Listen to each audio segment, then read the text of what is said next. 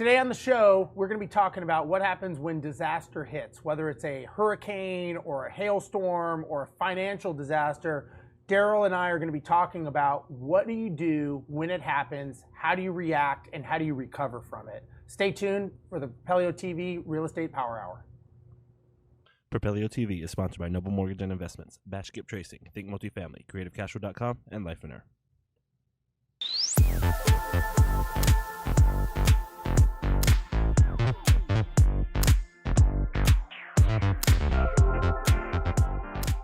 Hey everyone, today on the PropelioTV, I'm your host Steve Rozenberg, and this is my good friend Darel Daik, and we are going to be talking about what happens when a disaster hits. And when I say disaster, it doesn't have to be a natural disaster. Darel and I, good, bad, or indifferent, have been in this industry long enough to have gone through several disasters, and some of them were financial disasters. Some of them were personally self-inflicted disasters. And it runs the gamut, along with natural disasters of weather. And I think that, what is important to understand when you're talking about these disasters that hit is, can you see them coming? Are there things that you can do to prepare for them? Mm-hmm. And I would say once it hits, how do you react to it? So how long have you been in this industry for? Sheesh. I think I've now been in this industry 23 years. 23 years. And so you've seen a couple iterations, a couple cycles. Yeah. Couple, whether they're induced by, overinflated markets, yep, or they're, natural disasters or a combination thereof. What's your take on this? Because, my perception is that it's going to happen. There's going to be a crash. There's going to be an upside. There's going to be people that make money and lose money, right? Yes. I mean, and we've seen it. You and I both know people that did very, very well when the recession hit, and we know people that lost everything when the recession hit. Yeah. And what's interesting, we were talking about before the show, by the way, I love your muscle shirt you have on today. Thank you. It's not a muscle shirt, it's a regular shirt. If you have muscles, the shirt just kind of everybody hangs noticed off of you. He didn't tip me off that we're wearing muscle shirts today. Or well, I was doing you a favor. I would have brought mine. But Thank you. I'm going to let you have your glory today. Thank you very much. But no, we were talking about, before the show that a lot of people that are in real estate, at least investors, a lot of investors that are wholesaling or flipping, they weren't in the market in 2008, 2009. It's a younger crowd cycle. It is a younger crowd that's in it, and that's great. I think it's good to have new blood in it. So they didn't have to go through. They probably haven't been through a lot of disasters. Maybe they've been through a few natural disasters. If they're in Dallas, they've had to contend with hail. Yeah. If they're down in Houston, they've had to deal with floods and other markets, different things. Or maybe not. Maybe they came in after those. Maybe that's what precipitated them to get into the market. Yeah, maybe it did. And that's what got a lot of people into real estate was after the market crash. But when the market crashed in 2008, I'd be willing to say that most of those people are not in real estate anymore. I can tell you from my standpoint. I started my company in 2003. After 2008, I think in the Houston market where my corporate office is, and I have an office here in Dallas now as well, I think me and maybe two other lenders made it through that. Yeah, no, I remember we talked about this one time, and you were telling me how many were there before? Because there was right? I mean, it's like it is now. Everybody's a hard money lender. Everyone's a lender, right? I think Ryan's a hard money lender. Yeah, I think he lent me a couple bucks to get a soda. It's PropelioLending.com. No, yeah. So it's funny because you see the companies that are, I don't want to call them paper tigers, but the ones that have nothing behind them, right? They're just, they're out there, they're loaning money, they're doing stuff. Same thing in real estate. They're everyone out there when, it reminds me of the .com. I'll make ourselves even older. Very, very. When everybody was a stock market whiz, and you're in a taxi cab and the guy's giving you stock advice, and you're going, "This is weird. This guy knows." You got a stock tip. I got a stock tip. And same thing. Now in 2006, 2007, we were talking about this earlier about mistakes people make.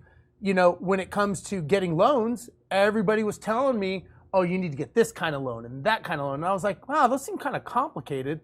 Oh, they're great. The market's never going to stop, right? I mean, remember, it's never going to stop. There's a lack of housing. It's going to go forever. And you're like, well, unfortunately, people start believing that. Yeah. And, it's like the old term, you start believing your own press clippings. Yes. And you start believing the rhetoric that people tell you, not the facts and not what, history repeats itself.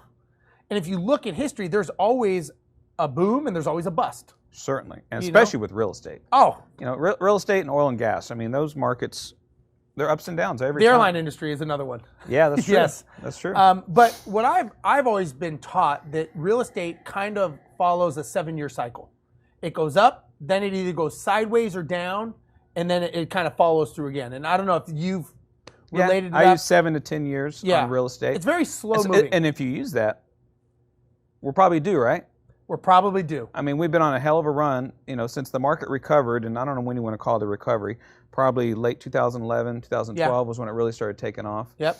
So we've had a good 7 years of real estate really doing really, really well. Well, here in the Dallas area, Dallas has been on a tear. Yeah, and when you see price points like this, there's at some point it does make sense to say, you know what, I'm going to hold right now because, holding is making a decision. Yes. You're basically biding your time because, I learned a very valuable lesson in 2008, 2009, albeit I bought the wrong properties, but when the market crashed, we kind of went in and bought a lot of stuff. Yeah. And again, when I say they were wrong properties, they were wrong for me and my business model. They didn't match what I wanted. Sure. But the point is everything was on sale.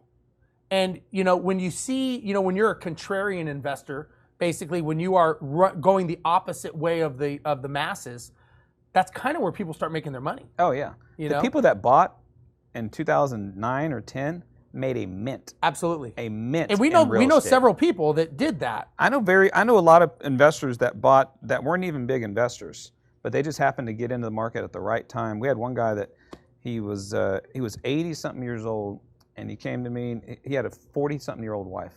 Oh. Most charming man I've ever met in my life. I bet he was. You better be charming, right? Yeah. But he had 2 little kids. He had 2 little kids like 8 and 9 or something like that. And he's like, I want to buy some real estate for my kids to have something when I'm gone. Sure. So he bought about 8 or 9 houses over a 2-year period using our rehab to perm program where he could get 100% financing on buy rehab and then put it on a 30-year fix.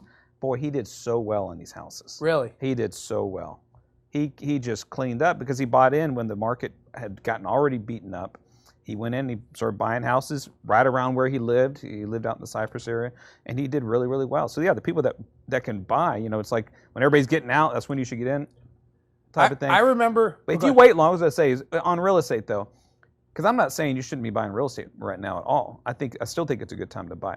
But it depends what you're doing with that property. Absolutely, the strategy. If you wait long enough, you'll be fine.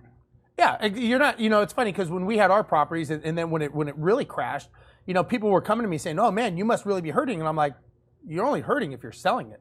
Yeah. I mean, because what happens when you think about it, when people lose their houses, they don't turn into sugar and melt away, right? They lose their house. What do? They become renters. Yeah. So now, actually, what happens is the rental market actually becomes more demanding, and rent prices actually go up. Yeah. Now, if you're in a high-end rental market, and that may get hit a little bit more because people are downgrading from the high. But if you're in the middle, that's kind of where everybody settles. And now it's actually price points actually go up in those markets because all these people lost their houses. So I mean, if you're in a good financial position, I'm not trying to say you take advantage of people. I think business is business. Sure. But like you said, if you go in and buy during that time frame, like you and I both know people that have, you can do very, very well. And I think it's a matter of understanding the markets and educating yourself.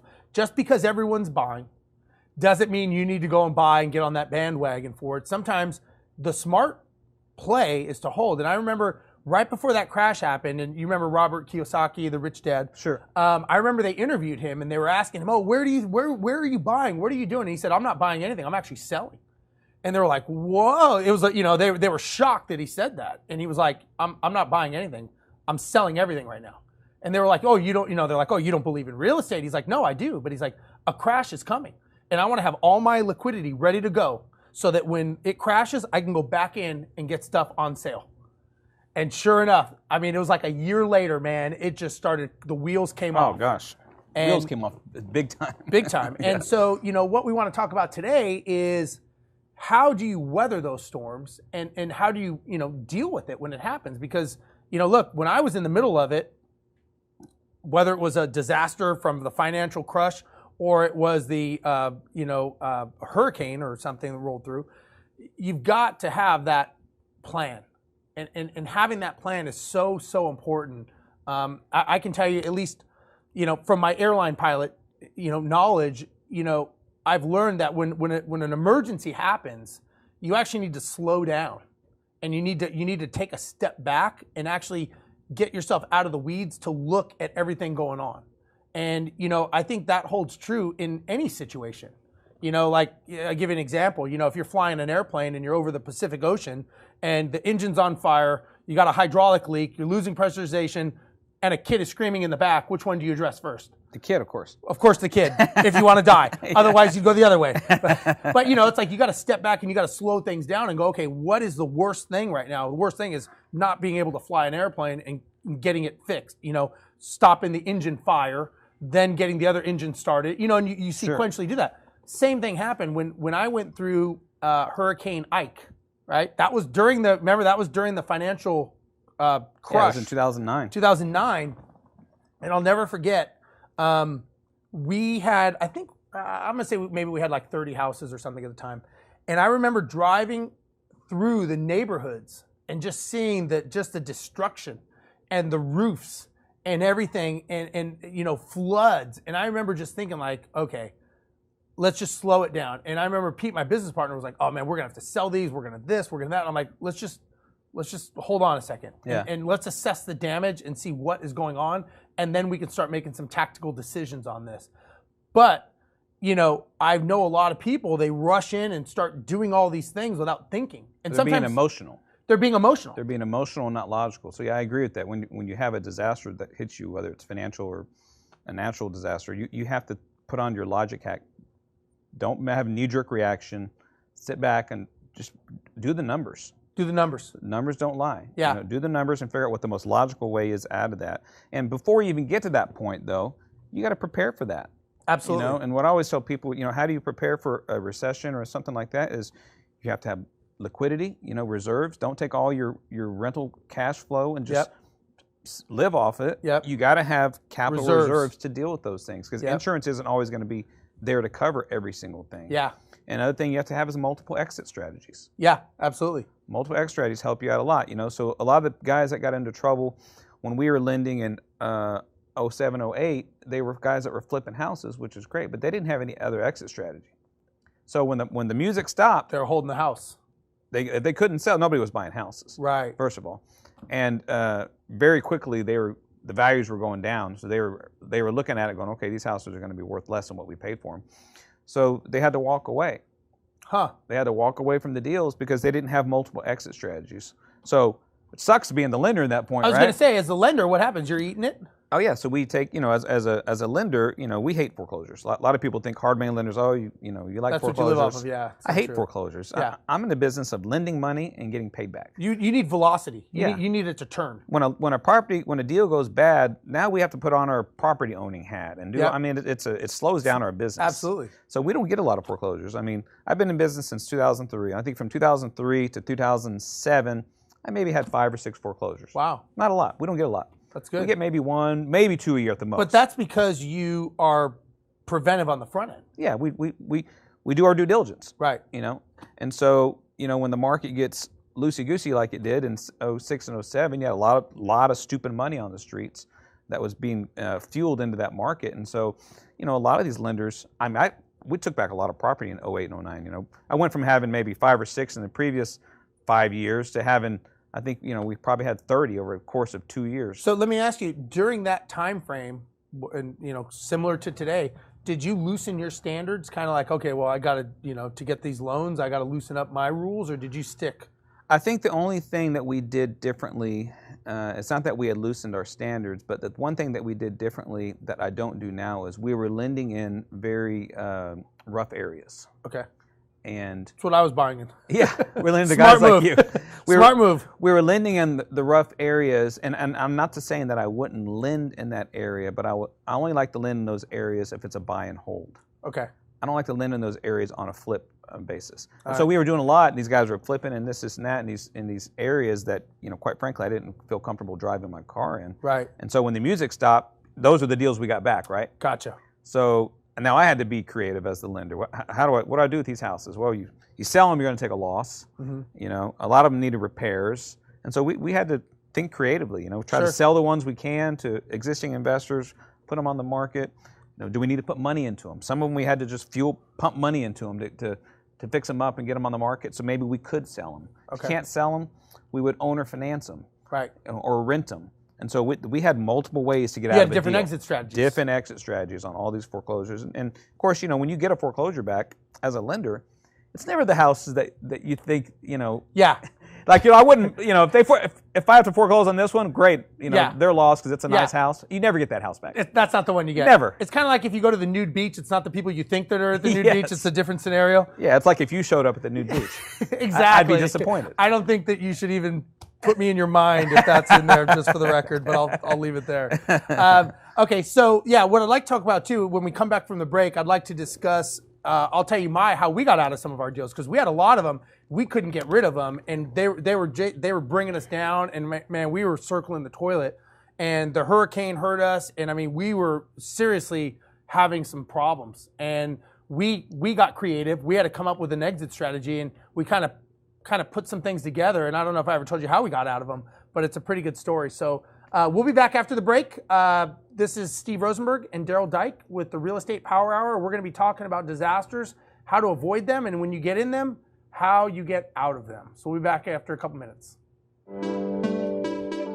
The Propelio Academy, an all-in-one education resource for training in wholesales, subject to wraps, short sales, flips, rentals, BRRRR, property management, and more. Go to propelio.com/academy to get your scholarship today.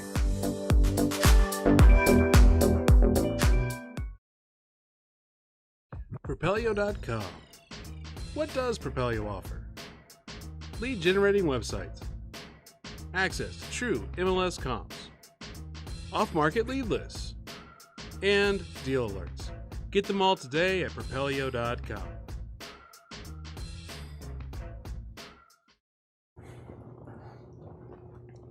Welcome back. I'm Darel Daik. This is my co-host, Steve Rozenberg, and you're listening to the Real Estate Power Hour on PropelioTV. So today we're talking about disasters, how to deal with them when they hit you, how to prepare for them ahead of time, and Steve's going to share some of his disaster stories, which we could probably talk. They're never ending, man. We could have several shows on different disasters and how you learn from them and so forth. And we had talked this before in previous shows, is that, when I look back at, let me tell you this, I literally had no gray hair in 2007.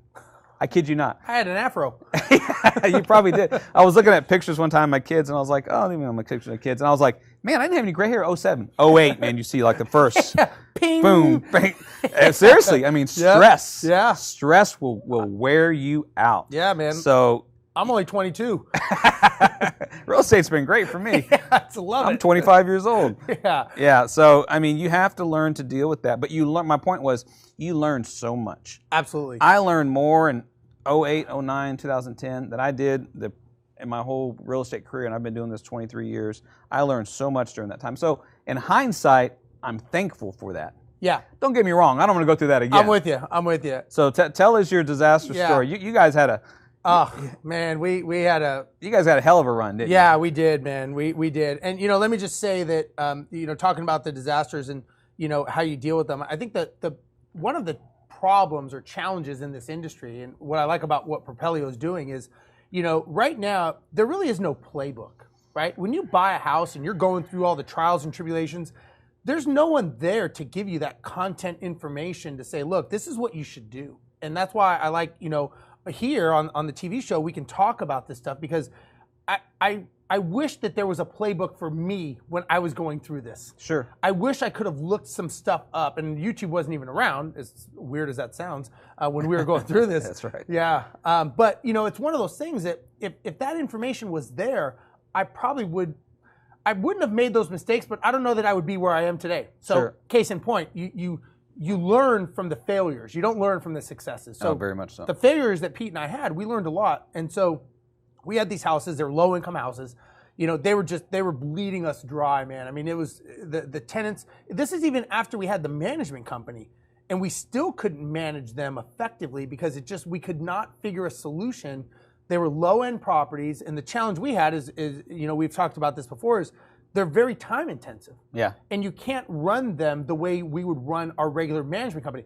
Our properties were taking up more time than any other properties that we managed in the portfolio, and they were ours. Yeah. And so we're like, okay, this is a sign, right? This is telling us that these are not effective management properties to run the way we're trying to run the business model.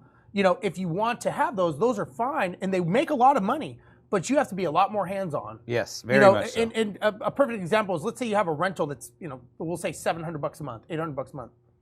Well, if you're running it the way, you know, the way you should, we'll say, and you've got, you know, late fees, and you've got eviction charges and court costs, and you go through that, well, by the time you're up to the 15th of the month, you're over half of what the rent would be, basically. Yeah. Well, who's going to stay there? They'd rather just walk away and go rent from someone else. So, you know, if you try to enforce the rules, they're not going to stay, right? So now if you say, as a management company, you know, we're fair housing, discrimination, there's laws we have to abide by. So now all of a sudden we're going, okay, well, how do we do this? And we could not find an effective way to manage it as a, I don't want to say hands off, but more of as a business model. Sure. And so we had these rental properties, and, you know, we just couldn't get them to work. However, you know, what I've learned is if you follow foreign currency, and you follow where foreign currency is stronger, you know, money flows, right? It's not created. Sure. So it's going to flow from one area to the other. And so we started dealing at the time, Canada, their dollar was stronger than ours. Oil was really strong up there. And so we had a lot of people from Canada coming down, and they were buying all these properties like tax lien stuff. So you sold all the bad properties to the Canadians? I wouldn't say I did that. Hey, I'm not mad with you. I'm not mad at you, Steve. It's one way to put I it. apologize right now for the Canadians who are listening. No. Look, I'll tell you how we did it. And actually, they got a good deal, and we explained it all to them. Define good deal, Steve. Well, it was no longer my deal. So no, what we did is, you know, we had these properties. Now they couldn't get a loan, right? If you're Canadian, you're not going to get a loan, as you know. Sure. So they wanted to buy houses in the U.S. And I said, well, you know, they're asking me, hey, can you help me? You know, you get these people, some of these lenders go, oh, we can loan to anyone. And you're like, okay, and they get right down to the wire to underwriting. They're like, no, not going to happen. You're like, well, that was a waste of 3 weeks or whatever. So anyway, so we were talking to these guys, and they're like, oh man, you know, I really want to get in the market. I want to own something. And so what we ended up doing is we talked to them and said, listen, here's what we'll do. We will owner finance this property to you, but understand this is what you're getting. Like, very realistic. Here's the prior information for the last 3-4 years that we've owned them. Here's the data. Here's the tenant turnover. So you're going to have higher turnover. They were looking to basically park their money because they were buying it at a discount. Sure. So we said, here's what we'll do. We will still manage it for you. So we'll still run the property for you. We'll do it at a discount, and we'll owner finance it to you at a good rate. And we'll do like I don't know, it was a 3 or 5 year balloon, amortized over 20, whatever it was. And so we ended up getting rid of all of our properties. One guy bought them, and he was in another state, super nice guy, and he was doing a 1031. And he was like, I need to buy like 10 of them.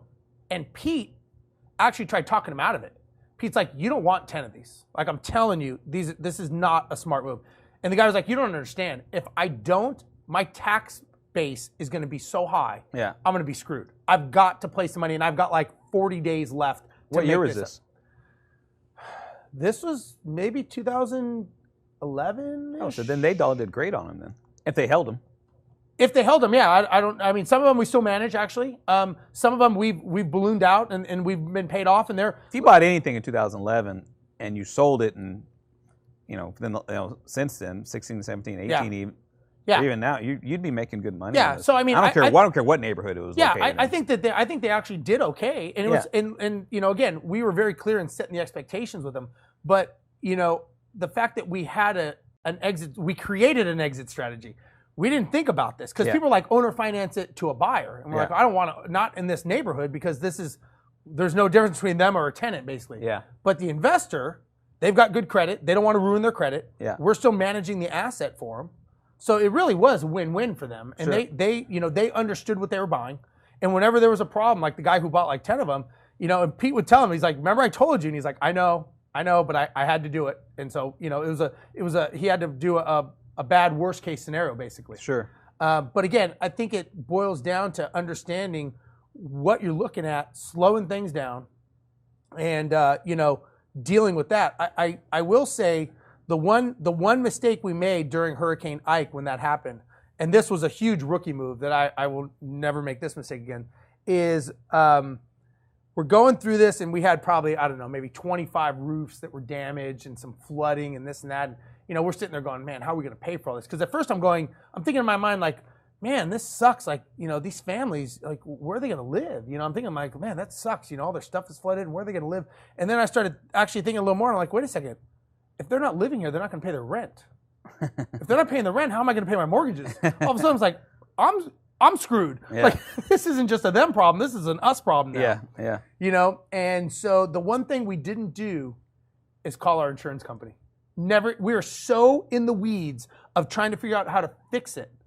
Someone was like, have you called your insurance company? And this is maybe like, 2 weeks after or something. It wasn't that long, but, all of a sudden it was like, oh no.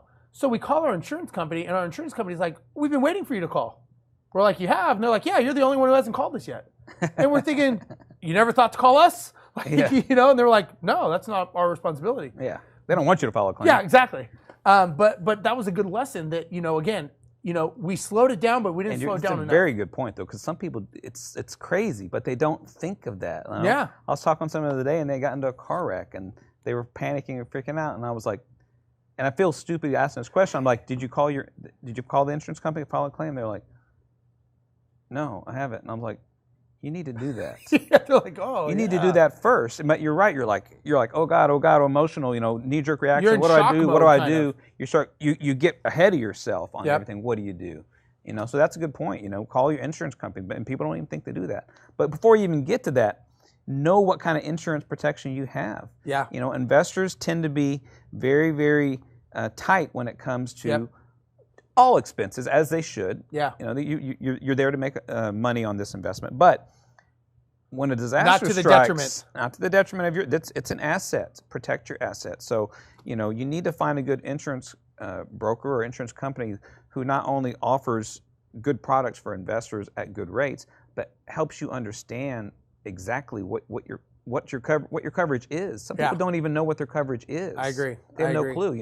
I remember several years ago, a lot of people started using this Texas Fair Plan, and I didn't even know what it was at first. Yeah. And finally, I was like, what is this Texas? So I looked it up, and is it still around? If it's still around. I don't know. So Texas Fair Plan, for those of you who don't know, is I don't know if it's still around, but it's basically last chance for insurance. Bottom line, barrel of everybody barrel. turns you down, you can get Texas Fair Plan. Is it a state funded or? I think it has something to do with the something that state. it's regular. Yeah, but it's horrible. Yeah, But we had a trend there for a while where all these investors were using Texas Fair Plan because the numbers were better. Cheaper. It made your numbers better. Oh, a lot cheaper. Yep. But after I looked at it from a lender, I'm like, I'm not going to accept this. Yeah. I'm not going to accept Texas Fair Plan unless it's the only insurance, which is what that is built for. It's a last ditch effort. Last chance. Yep. And so we quit taking it. I'm like, but we had to educate ourselves first and foremost about what it covered and didn't cover. So when an investor would bring it to us, we'd say, listen, we don't cover this, and let me tell you why. Right. Yeah. Let me tell you why we don't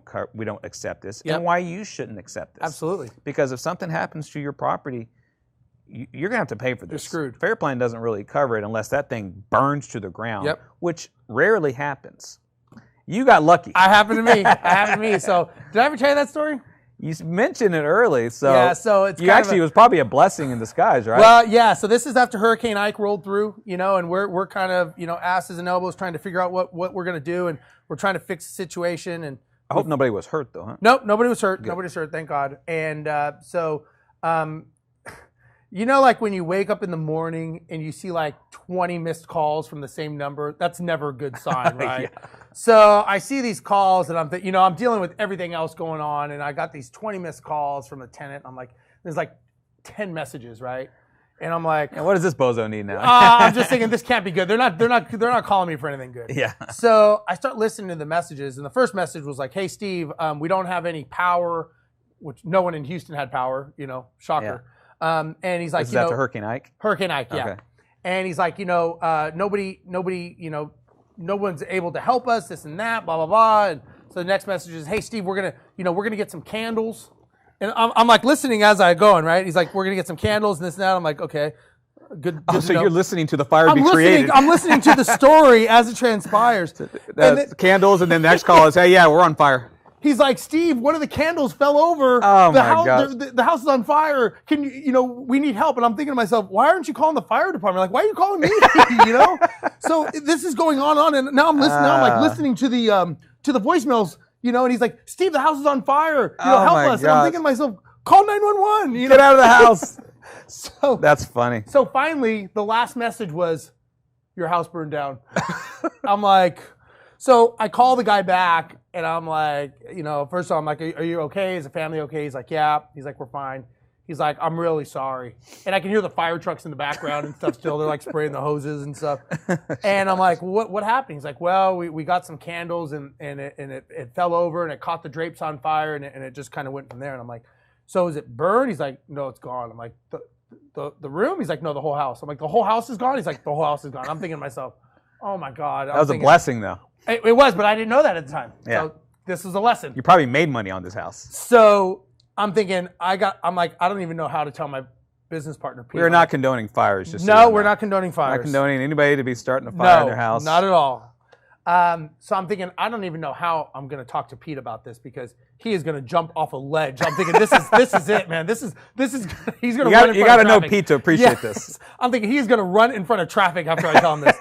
So I'm thinking, oh man. So I give him a call. I'm like, hey man, we got a problem. And there was like, I told him, I go, I'll never forget this. I'm like, we got a problem. And there was silence on the phone. Yeah. And I'm like, hello? He's like, I'm here. I'm like, so he's a D. Yeah, he's a D. Don't tell him there's a problem. Just tell him what the problem is. Tell him what the problem is. I'm like building it up. He's like, hit him in the mouth with a bat. He's right. okay. He can take it. Get at it. Yeah. He's like, what happened? I go, one of the houses burned down. I'm like, man, one of the houses burned down. He's like, quiet. I'm like, you there? And he goes, which one? And I tell him the street, and he goes, really? He goes, I never liked that house. He goes, is everyone okay? He's like, did anyone get hurt? And I said, no. And he goes, okay. He goes, is the house burnt or is it burnt down? I'm like, they said it's burnt down. I have no idea, man. I'm like, I got like the whole listing of the messages. He goes, so the house caught on fire, everyone's okay, and the house burned to the ground. I'm like, yeah. He goes, that may be good. Yeah. I'm like, what do you mean? He goes, well, the house is insured, right? I'm like, well, yeah, everything's insured. He goes, we may be able to get out of this. He goes, that may be that's our ticket. Yeah. I'm like, what do you mean? He goes, it's insured for more than it's worth. Or yeah, whatever. And so more than you owed on it. Yeah, correct. More than we owed, because we got it. We got it for like, I don't know, 45 or something. We bought it at, and we fixed it up, did whatever, and now it's worth like 90 or 100.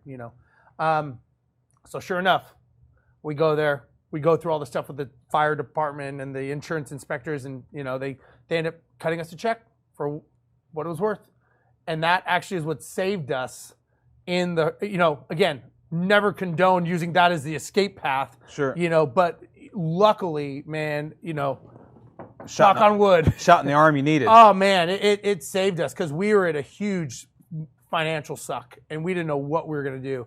And, again, had we been more educated and known and understood, obviously not that we would have, given crooked candles to our tenants or anything like that, but we would have known, like, okay, well, at least how do you handle this situation? And that was kind of shame on us for not being educated enough to know and to understand. Well, luckily you had the right insurance in place. Absolutely. Luckily no one got hurt. Yeah.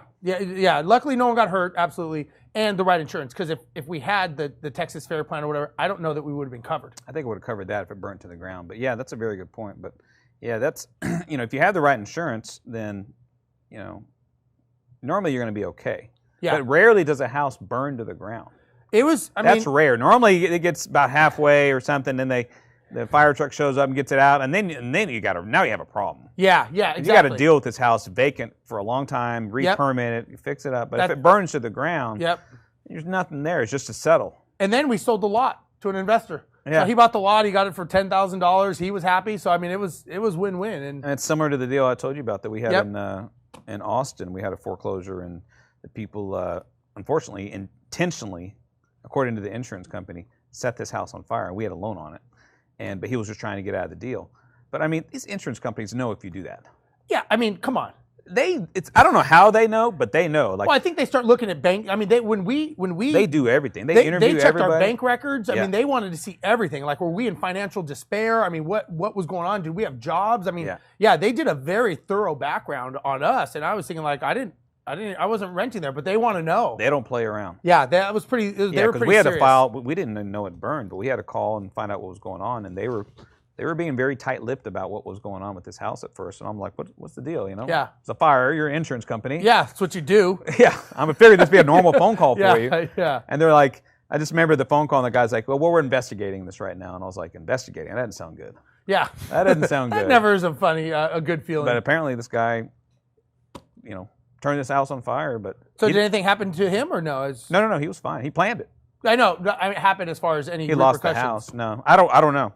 With the insurance company, I don't know. You don't know if they did what after We got him or paid anything. off. That's all. Yeah. Yeah, we got paid off. So, yeah, I don't know what happened to him. All right. Well, when we come back from the break, We'll talk a little bit about the current situation, what's going on in the industry. I was just up in Seattle speaking up there. I'll tell you what's going on there. That very likely is about to bust soon.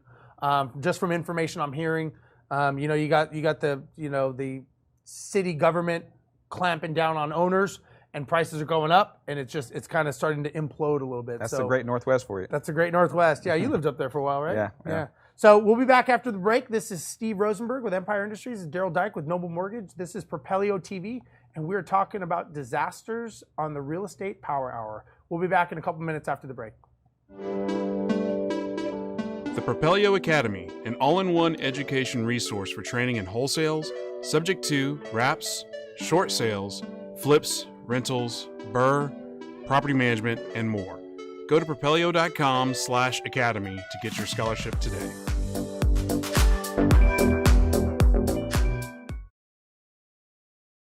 Propelio.com. What does Propelio offer? Lead generating websites, access to true MLS comps, off-market lead lists, and deal alerts. Get them all today at propelio.com. Welcome back. I'm Darel Daik and my co-host Steve Rozenberg, and today you're listening to the Real Estate Power Hour. And today we're talking about disasters when it strikes, what to do. And again, this could be something like we talked about the Great Recession of 2008, how a lot of investors didn't have to go through that, or maybe you're new to the real estate market right now, but also natural disasters. Here in the Dallas market, lots of hail you have to deal with, tornadoes. They've had a rough couple of years with hail and tornadoes up here. A good friend of mine is a public adjuster, and he does a ton of business up here. Really? In the Dallas market, yeah, with hail damage and tornadoes. And I think something that's probably coming, as every cycle has their ups and downs, is probably, these prices can't keep going up. Eventually, like everything, sure, it's going to come down. So that could be some kind of mini disaster. It could be a big disaster. Who knows? Sure. Again, we know that there's many places in the country that are getting overinflated again. You look at, again, I was in Seattle. The average price for a condo was like $587,000 for a one-bedroom condo in downtown Seattle. Wow. Now, I know that's not, you're in downtown, I get that, but, the average rent for that one bedroom is like $1,900 a month. So you're not positive at all. And the rent prices are going down and the prices are going up. And now, they're talking about putting in rent control. I was telling you earlier that the whole state of Oregon now is under a rent control. Wow. So if you're an investor, prices are going up, but they're basically clamping down. It's not free trade anymore. Rent control is the absolute worst thing you could ever do to a market. Absolutely, I agree. Absolute worst thing you can do to a market. And so that can create its own mini click off of a disaster, financial disaster. And I think that it's very likely that if people keep buying and keep pushing prices up here, it gets to a point. It's going to correct itself, like everything. It has to. It has to. And so, what advice would you give to people if they're thinking of getting into this? Should they wait? Should they get in? Like, what are your thoughts from a financial perspective? I mean, you have to look at each market individually, first of all. Absolutely. And so, there's certainly things you can look at in those markets to determine where that market's at. And so we always look at, here in Texas, we look at the price of oil. That's a big thing to do with in Texas market. But it all comes down to jobs. Jobs are what dictates housing. Yeah.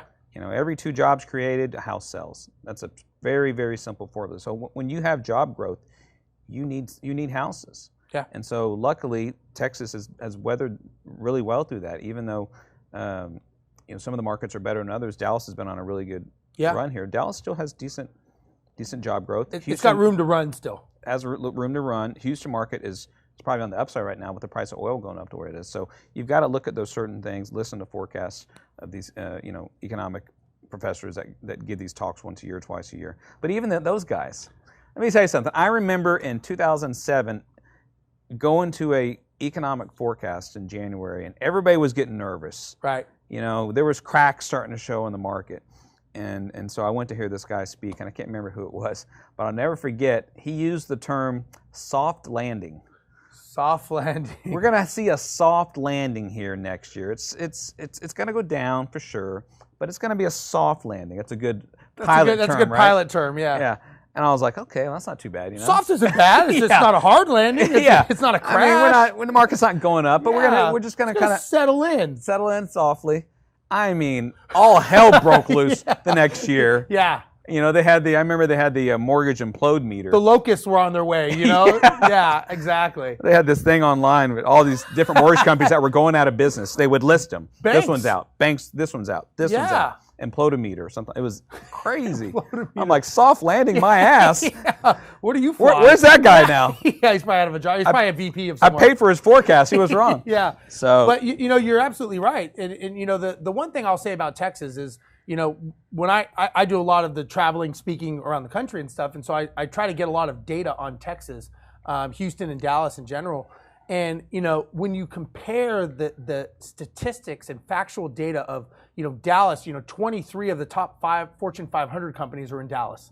It's like 20 of the richest Americans are in Dallas.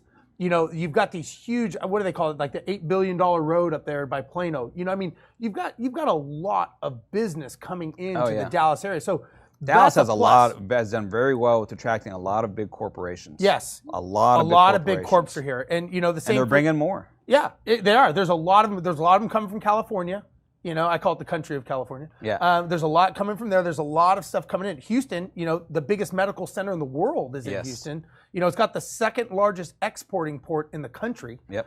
So there's a lot of things that people don't realize. NASA, so there's a lot of things about Texas, plus the fact that there's no state income tax. Yeah. And I believe it's the 10th most friendly state in the union for companies as far as taxes go, and that's only because they have a franchise tax. They said if they lifted the franchise tax, they would be number one. But number one is like Idaho, South Dakota, Wyoming, Alaska. The revenue of all 9 combined does not even match Texas. Yeah, I believe it. So, I would say it's number one, but all those things. Texas is like a world economy, absolutely. just by itself. By itself, it can it can stand on its own, right? It can secede. Yeah. But what I think people need to realize is there could be mini crashes, like you said. There could be an overinflation where if the job market doesn't support what the housing costs are, it's going to correct itself at some point, right? Yeah. I mean, it's going to happen. Sure.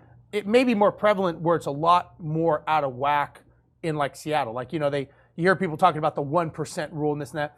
And when I was just speaking in Seattle like 2 weeks ago, and they were saying that it's more like a 0.3% rule up there. So they said like you're basically negative cash flow. The only thing you're buying on is appreciation. That's all you're buying on. And you're negative geared, so you're negative cash flow. And the thing that they were talking about is how many negative cash flow properties can you buy?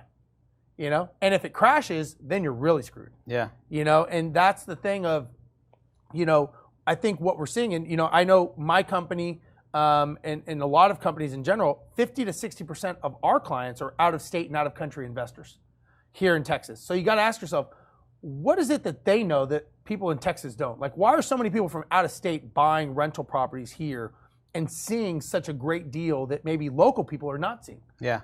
And I think it's a matter of having a bigger perspective and looking at that going, well, shit, Oregon has rent control. You can't touch anything in California, Chicago, New York, or Seattle. Texas is the next biggest place. Yeah. So it makes sense. It's probably one of the last really good markets as far as larger markets. Absolutely, yeah. You can go into Memphis or Nashville. You can go into smaller markets, Oklahoma City. Sure. But you're not going to get such diversity of huge business here, along with a lot of growth. I mean, look, they're doing a lot of building here. Growth is key, yeah. And that adds to the appreciation. Yeah, absolutely. Adds to the appreciation. Absolutely. What are you seeing as far as loans going? Are you seeing are you dealing more on the local side, or are you dealing more on the people out of state using you, or what do you see? We don't get a lot of out-of-state investors. We do some. Yeah. We don't see a lot of out-of-state investors, but a few here and there. But most of them are local. But but we see, we have offices in Houston and Dallas. But we see a lot of Dallas investors coming into Houston, and Houston buying into Dallas, and Austin and San Antonio. I think they're okay with all those markets, because Texas. The thing about real estate, every state has different laws, so you got to be prepared for that. Yeah. Well, so just to kind of wrap this up, like, what would you give advice for if somebody's getting in real estate and they're trying to figure this out and they're trying to understand? Would you, how would you tell them when to get in, when to hold, or how to have those what if contingencies? Well, I think it all starts with having reserves, number one. You have to have cash reserves. Real estate is very capital intensive. Yeah. You have to have money to buy the property, so you're either borrowing money, keep your credit clean, but you have to have reserves. Yeah. Reserves can help you in a lot of different ways. Whether there's a natural disaster, or the market slows down, or you had a house you're flipping and now you got to rent it. I mean, you've got to be able to pivot. You can't pivot if you don't have any money in the bank. That's a big thing. And having multiple exit strategies. Follow the economic indicators and have multiple exit strategies. Yeah. If you see there might be cracks in the market, make sure you know how to get out of that deal. Whether you rent it or owner finance it or whatever you're going to do, but you got to have multiple exit strategies. Yeah, and what I would say is, the biggest thing that I would tell people is the numbers and the data is telling you a story. Don't ignore what it's telling you. Yeah, listen to what it's telling you. Listen to the numbers and pay attention to that, because it's not emotional. And again, I know when I was buying stuff, I was swinging those numbers any way I needed to make it look like a deal. To talk yourself into the I deal. was talking myself into deals. A lot of new investors do that because they want to get their first deal done. Exactly. They just want to get one deal done. You can go bankrupt just as easily on one deal as you can on 50. So, I mean, it can run you into the ground if you don't know what you're doing, you buy the wrong time, and you don't want to put your family through that, and you don't want to go through the mental anguish. I mean, I could tell you the sleepless nights after the hurricanes and all that, going, man, how am I going to make this through? How am I going to pay the mortgages? That's not something I would want to wish on anybody to go through. So I would say, if the numbers don't add up and the numbers don't make sense, don't move forward on doing it. And if you don't have the capital, you don't have the exit strategy, just buying a deal, it's 4 walls and a roof. That is not going to make you successful. Yeah. That's what I've learned. Yeah, I agree.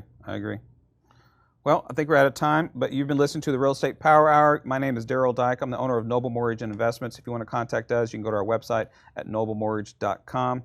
Steve Rozenberg with Empire Industries. EmpireIndustriesLLC.com. Yep. If I'm not mistaken, you can reach out to him there. And big thanks to Propelio TV for having us on and allowing us to host this show. We'll see you guys at the next event. I think you're going to be here next week for that. Yep, I'll be here next week. Also, make sure that you like this on Facebook, share it out, tag us. We look forward to seeing you. You can find us on Facebook as well, and look forward to talking to you in person when we see you. Talk to you guys later. Thanks for watching. Thank you. Propelio TV is sponsored by Batch Skip Tracing, Think Multifamily, Noble Mortgage and Investments, Life and Air, Creative Cash Flow. Hey everybody, I'm Ryan with Propelio. If you like what you saw, please subscribe. Turn on those notifications and stick around for more. We have tons of content like this all over our channel. So if you want to learn more about real estate investing, stick around, watch Propelio TV, and we'll see you later.